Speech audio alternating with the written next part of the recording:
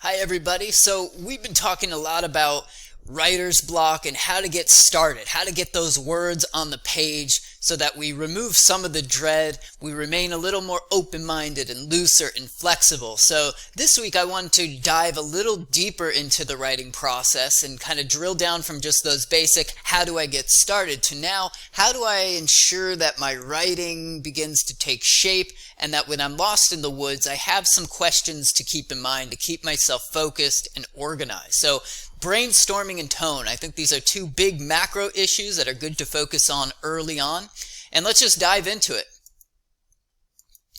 So creating your roadmap. I'm sure that you've heard about outlines, I don't know, probably since elementary school or maybe middle school is when it first kind of entered your brain. Teachers are always telling us, you've got to have a roadmap to get started. You have to have some sort of guide to bring you through your work. So that's true, but here are some questions before you even draw that first, whatever it looks like for you, some questions to keep in mind so that the roadmap isn't a waste. It's actually useful for you to use. So what should my intro accomplish? Okay, now I've got my roadmap out in front of me, whether it's on a pad of paper or I'm typing something on my computer, and I need to think about first, I've got some words on the page, but now I need to really zoom out for a minute and ask myself, what do I want my intro to accomplish? And obviously the answer to this question is going to vary depending on the writing task that you're performing. So if it's a personal style essay, that's going to be a lot different than if it's an academic research argument-based assignment. What do I want my intro to accomplish? How can I hook my readers in? And what do I need to include before that intro is over, before I transition into the body of my work? And this is a good thing to just maybe bullet point in your roadmap, your outline, whatever you want to call it, so that you can remember and remind yourself when you go back in 2 days, 3 days, when you work on it a little bit more, oh yeah, these are my guiding questions. This is going to help me create a really solid intro. These are the things that I want to accomplish in this packed space.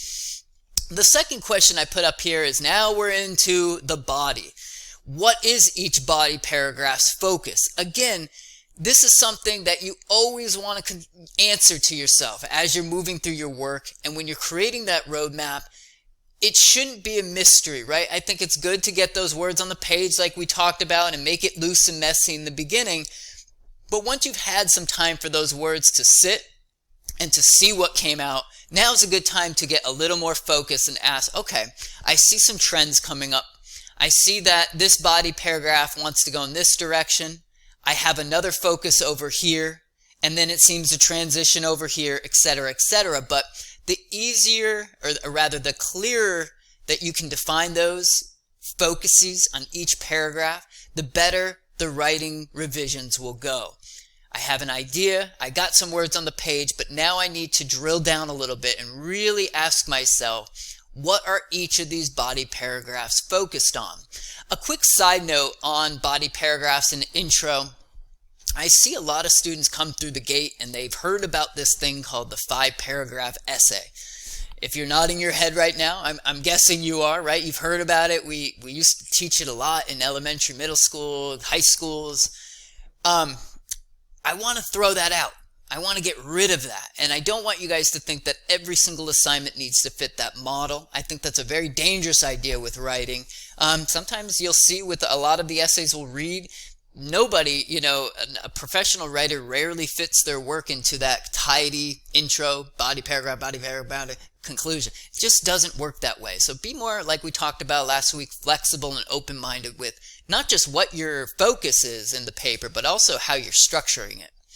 And then how do I want to set up my roadmap? The organization of your outline, your roadmap should work for you. And I'm going to go into some other details on this, but there is no one size fits all. It should work for you, no matter how it looks, no matter where you draw it up. This is something that you're not submitting to somebody to read, for approval or for feedback. This is also not something you'll ever, well, maybe you will for a certain assignment, but you're rarely getting credit for feedback or a grade for a roadmap. This is all for you. The roadmap should work for you. So, your personal outline. As I mentioned, there is no one-size-fits-all outline. You may have seen some examples over the years. You may have latched onto one of those types. That's cool. But remember, it can be for you, so you can make it look as messy, as weird. In other words, somebody might look at my outline and say, what the heck is that? What are you going to do there? I can't even read or make sense of that. But guess what? It makes sense to me, and it works for me, and that's all that matters. As I wrote up here, this is your map, and you can make it look however you want. Don't forget that. This is really all about you. So here are just some ideas. Bullet points. Maybe when you get into those paragraphs underneath each of the headings, maybe you just want to bullet point some main ideas that you want to touch off on. If it's an argument-based paper with research, maybe you want to bullet point, some sources that you wanted to include in each body paragraph to keep you focused and make sure that you weave in those sources in the correct moments. Maybe it's Roman numerals you're more comfortable with. That's fine.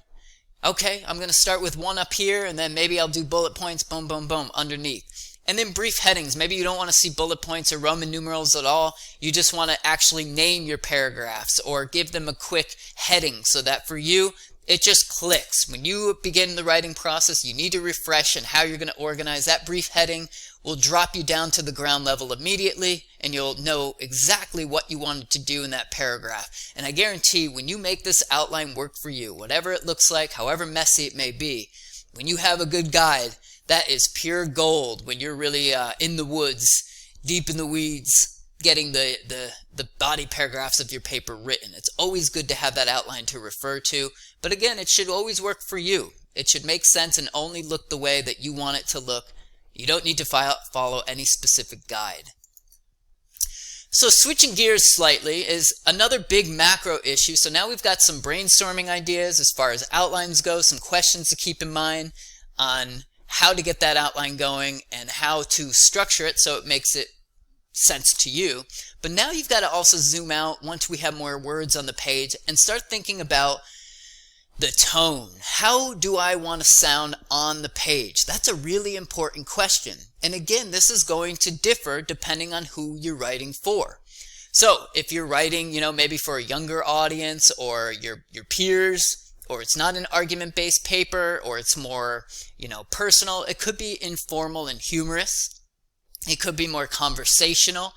And this is really effective, actually. Think about some of the graduation speeches maybe you've heard. Think about some of the op-ed pieces you've read. Even just articles sometimes take this tone in magazines. And that's good. It's very accessible.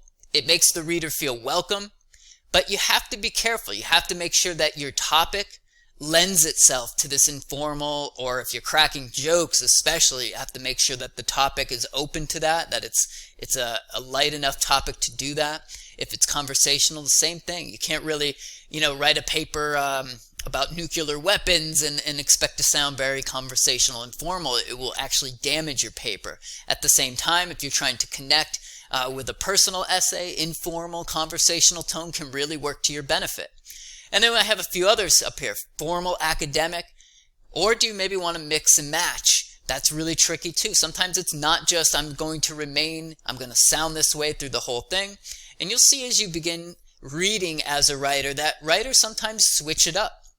There may be moments where they're very serious, and there may be moments of levity, and that's okay, but you have to use your kind of sound judgment and how the tone will be in your page, how you will sound when you get writing. Who are you writing for? What's your topic?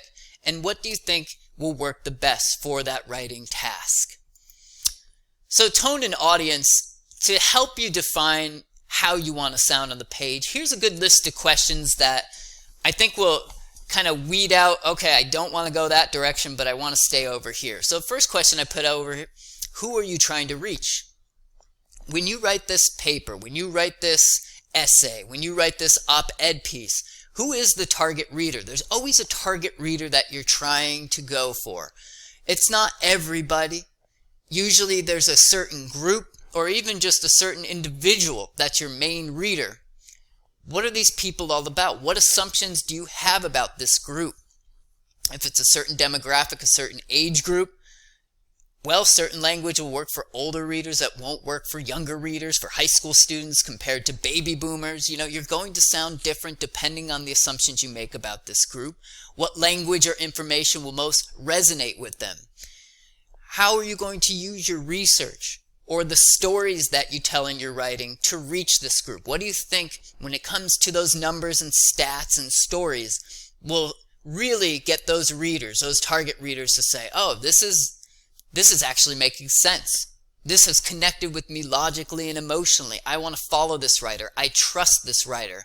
And then the flip side to that question, and this happens often, is what language information will fall flat. You have to understand your target readers to know what kind of language to use, what tone to take, and what information to use. And you want to be careful that you're not, let's say, if you're trying to reach, a conversational piece with younger readers, that you're not relying too heavily on specialized information or jargon, industry language that could really make them confused or tune them out.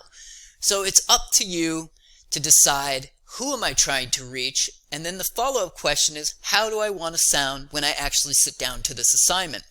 My guess is that a lot of papers that you've written in the past have probably sounded the same. And that's okay, but at this point now we're getting a little deeper. We're getting, into that college level writing, that academic writing that we talked about before. And we have to really be able to switch it up. We have to be nimble as writers and be able to switch the way we sound. And we also have to have those judgment moments on what kind of information we're going to weave in when it comes to stats and facts, and also what kind of stories we're going to elaborate on in our writing to most connect with those target readers we're trying to reach. So hopefully now we're getting even deeper into the writing process. We have some ideas on how to overcome writer's block.